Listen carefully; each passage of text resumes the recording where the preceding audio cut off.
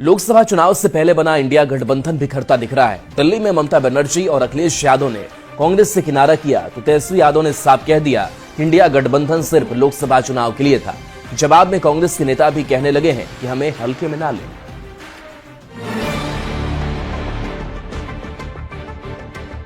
पहले से तय था इंडिया अलायंस जो है वो लोकसभा के लिए। ये तो हम लोग पहले ही से कह रहे थे। लेने का मतलब नहीं, कोई हमको हल्का मिलेगा था, हमको ज्यादा हल्का मिलेंगे।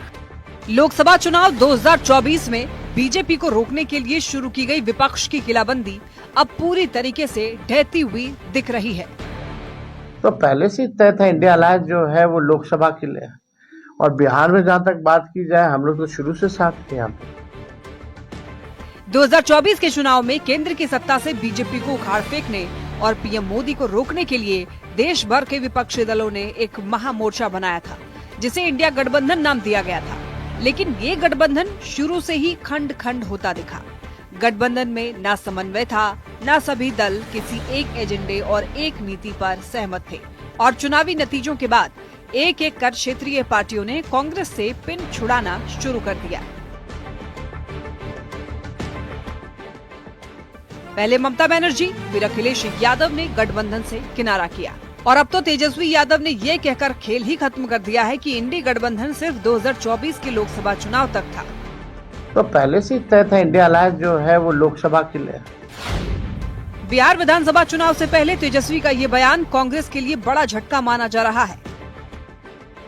तेजस्वी यादव ने संकेत दे दिया है कि कांग्रेस ज्यादा सीटों की मांग न करे, जिस पर विधानसभा में कांग्रेस विधायक दल के नेता शकील अहमद खान ने पलटवार किया है और इशारों में तेजस्वी यादव को 2-2 कह दिया है कि कोई कांग्रेस को हल्के में लेगा तो कांग्रेस उससे भी ज्यादा हल्के में उसे लेगी। लेने का मतलब नहीं, कोई हमको हल्का मिलेगा था, हमको ज्यादा हल्का मिलेंगे। लेने का मतलब नहीं, कोई हमको हल्का मिलेगा था, हमको ज्यादा हल्का मिलेंगे।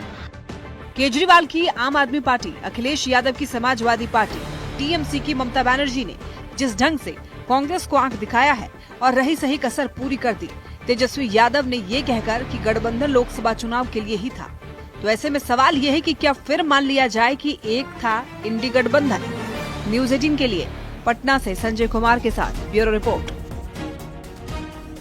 इंडी अलायंस पर तेजस्वी यादव के बयान पर सियासत तेज है। गिरिराज सिंह ने कहा कि सब मोदी के डर से एक प्लेटफॉर्म पर आए थे, तो दिलीप जायसवाल ने कहा कि इंडी गठबंधन पूरी तरह से समाप्त हो चुका है। उपेंद्र कुशवाहा ने तंज कसते हुए ये कहा कि इंडिया अलायंस में सिर फुटअव्वल है, तो कांग्रेस विधायक अजीत शर्मा का बयान सामने आया, कांग्रेस अकेले भी चुनाव लड़ सकती है।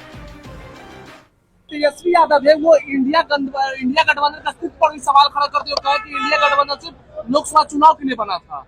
अरे भाई, ये तो हम लोग पहले ही से कह रहे थे कि मोदी जी के डर से ये सब एक प्लेटफॉर्म पर आए और ये अब कांग्रेस जाने, जो उनके साथ हैं वो जाने।